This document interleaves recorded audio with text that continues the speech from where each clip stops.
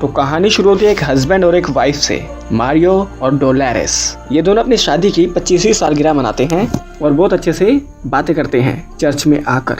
फिर वो वहाँ से अपने घर के लिए निकलते हैं और हमें दिखाया जाता है इनका आलीशान बंगला और हमें पता चलता है ये लोग बहुत पैसे वाले हैं। उसके बाद मॉर्निंग होती है, डोलोरेस इंस्टाग्राम पर लाइव करती है और अपने फैंस से बातें करती है कि आज मैं ये बनाने जा रही हूँ और आज हमारी सालगिरह भी है। उसका शाम होती है, ये दोनों डिनर करते हैं। डिनर करते वक्त ये बहुत अच्छे से एंजॉय करते हैं, बातें करते हैं, डांस करते हैं और डांस करने के बाद ये डिंग डोंग करने लग जाते हैं। लेकिन मारियो डोलोरेस को ठीक से सेटिस्फाई नहीं कर पाता। फिर मॉर्निंग होती है। मॉर्निंग में मारियो को जो इतनी बड़ी प्रॉपर्टी है, वहाँ पर जो वर्कर होते हैं उनका कोई रिश्तेदार आने वाला होता है। तो ये कहते हैं कि बॉस, क्या कुछ दिन के लिए हमारे दोस्त के बेटे को अपने घर में रख लोगे? तो ये कहता है कोई बात नहीं यार, रख लूंगा, भेज देना। फिर वहाँ पर आते हैं हेल्गा और स्पाइक्स। और स्पाइक्स मारियो को पहले से जानता था। ये दोनों इन दोनों से मिलते हैं और यही वो दोनों हैं जिनकी बात वो मजदूर कर रहे थे। उसके बाद मारियो और डोलोरेस दोनों इन दोनों का स्वागत करते हैं। डोलोरेस खाना लेने चल जाती है। उसके बाद ये सब लोग मिलकर खाना खाते हैं और थोड़ी बहुत बातें करते हैं। और बातें करते करते स्पाइक्स और हेल्गा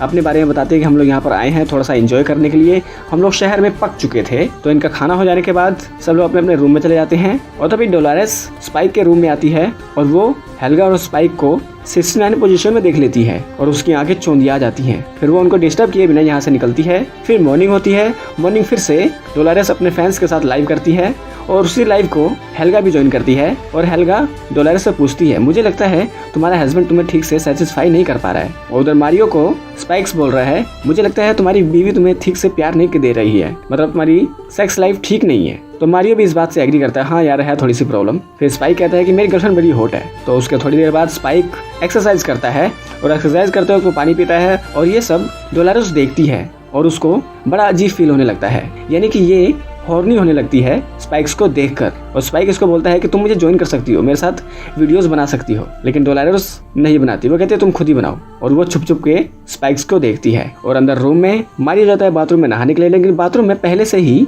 हेल्गा होती है, वो नहा रही होती है और उसको उसी पोजीशन में मारियो देखता है। हेल्गा कहती है आओ अंदर आ जाओ, हम दोनों नहा लेते हैं। तो मारियो यहाँ से दरवाजा बंद करके चला जाता है। उसके बाद ये लोग लंच करते हैं और लंच करते करते हेल्गा मारियो पर लाइन मारती है। उसके बाद मारियो हेल्गा और स्पाइक को दोनों को अपनी कार में बैठाकर अपनी प्रॉपर्टी घुमाने निकलता है और वो अपनी प्रॉपर्टी घुमाता है और ये दोनों खोपचे में जाकर डिंग डोंग करने लगते हैं।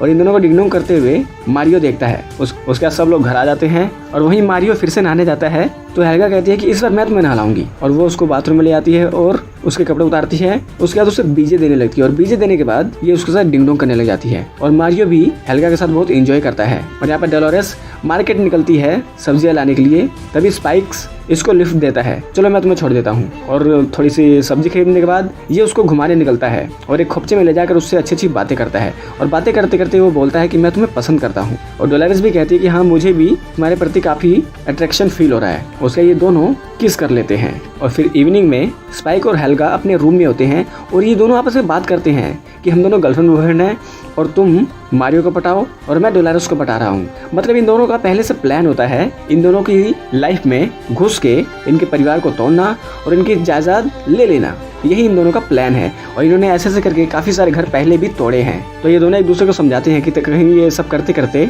सच्ची में उन लोगों से प्यार मत करने लग जाना, बस नाटक करो। उसके बाद डोलोरेस अपने रूम में आती है और मारियो डिंग डोंग के मूड में होता है, लेकिन डोलोरेस उसको कुछ नहीं देती। उसका मारियो बड़ा अकेला फील करता है। फिर मॉर्निंग होती है, डोलोरेस अपने किचन में खाना बना रही होती है और वहीं पर स्पाइक इस पर लाइन मारता है और लाइन मारते मारते वो उसको हॉर्नी कर देता है। उसके बाद ये दोनों खोपचे में जाकर डिंग डोंग करने लग जाते हैं और ये बहुत अच्छे से एंजॉय करते हैं। फिर डोलोरेस को अपनी गलती का एहसास होता है और वो रोती हुई चर्च में आती है। वहाँ पर वो बहुत कूद कूद कर रोती है और अपने गलत काम की माफी मांगती है कि प्लीज मुझे माफ कर दो। उसके बाद रोते हुए अपने घर पर आती है अपने पति को सब कुछ बताने के लिए। और तभी वो आवाजें सुनती है जो इसके बेडरूम से आती है और वो दरवाजा खोलकर देखती है कि मारियो और हेल्गा दोनों 69 पोजीशन में फिर से लगे हुए हैं। ये देखकर डोलोरेस का दिल फिर से टूट जाता है और वो बहुत ही कूट कूट कर रोने लग जाती है। उसके बाद इवनिंग में ये दोनों एक दूसरे से बात करते हैं और चिढ़े रहते हैं क्योंकि दोनों को लगता है कि इसका हेल्गा के साथ चक्कर है और डोलोरेस का स्पाइक के साथ चक्कर है। फिर अगले दिन मारियो हेल्गा को अपने खेत में बहुत दूर ले जाता है और हेल्गा कहती है कि मेरे पास ना कुछ प्रॉपर्टी की कमी है, तो क्या तुम मुझे कोई घर अच्छा सा आलीशान निशान दे सकते हो? तो मारियो कहता है क्यों नहीं, ले लेना। और वो कुछ प्रॉपर्टीज हेल्गा के नाम कर देता है। उसके बाद हेल्गा इसको सर्विस देती है, यानी डिंग-डोंग करती है। और यहाँ घर पर डोलोरेस को स्पाइक फिर से पटाने की कोशिश करता है, लेकिन डोलोरेस इसको अपनी से दूर भगा देती है। उसके बाद स्पाइक और हेल्गा एक साथ फिर से मिलते हैं। इस बार ये दोनों एक दूसरे को डांटते हैं, क्योंकि स्पाइक को लगता है कि हेल्गा मारियो से प्यार करने लगी है और हेल्गा को लगता है कि स्पाइक डोलोरेस को प्यार करने लगा है। तो इस बीच में इन दोनों की तू मैमा होने लगती है। उसके बाद हेल्गा से एक औरत मिलने आती है, वो उसको कुछ पैसे देती है। उसके बाद हेल्गा अपने रूम में आती है और वो एक कन्फेशन रिकॉर्ड करती है कि मुझे लोगों के घर तोड़ना अच्छा नहीं लगता, लोगों से पैसे ऐसे लेना अच्छा नहीं लगता, लेकिन मुझे लेना पड़ता है क्योंकि मेरी मदर को कैंसर है, उसके इलाज के लिए। और वो ये कन्फेस करके बहुत रोती है।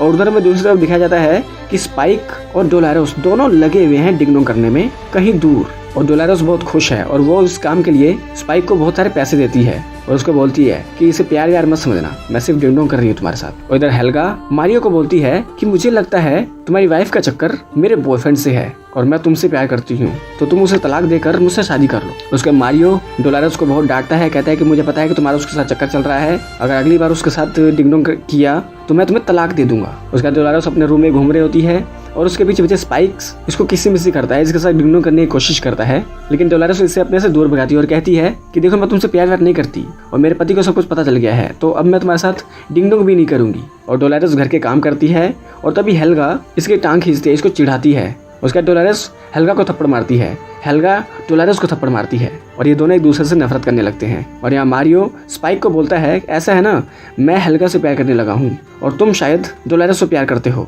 तो मैं तुम्हें कुछ प्रॉपर्टी दे रहा हूँ, तुम डोलोरेस को लेकर अपने साथ चले जाओ। उसके बाद इवनिंग में इनके घर में पार्टी होती है, ये लोग बहुत अच्छे से एंजॉय करते हैं, खाते पीते हैं।